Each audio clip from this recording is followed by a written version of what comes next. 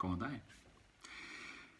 Þið sem eru að byrja að læra á gítar eru flest mjög líklega að byrja að spá í hljómunum eða þá kennarinn ykkar er að benda ykkur á að byrja að skoða hljómunum.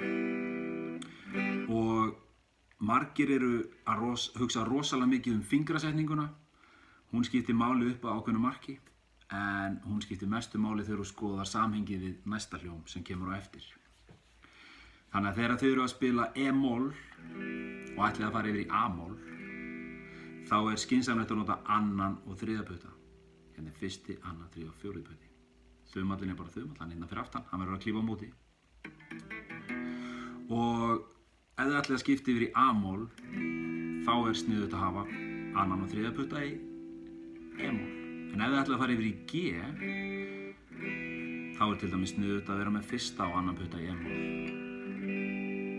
Og þegar ég spila í G, þá getur líka verið sniðugt að bæta við D-nótunni hér. Hljómurinn fær svolítið stórt, svona stærri hljóm með auka fimmund. Og svo getið þið spila Paradise City. G, yfir í C, yfir í F, C og G. Færa þessa tvo niður.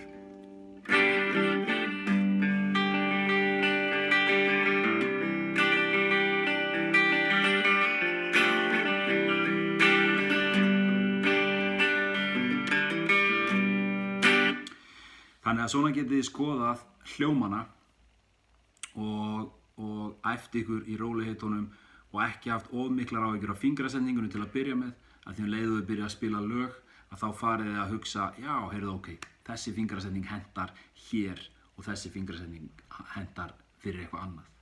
Þannig að verið óhrædd við að prófa á fullu, spila, hafa gaman að þessu, velja ykkur lög sem ykkur þykja skemmtileg.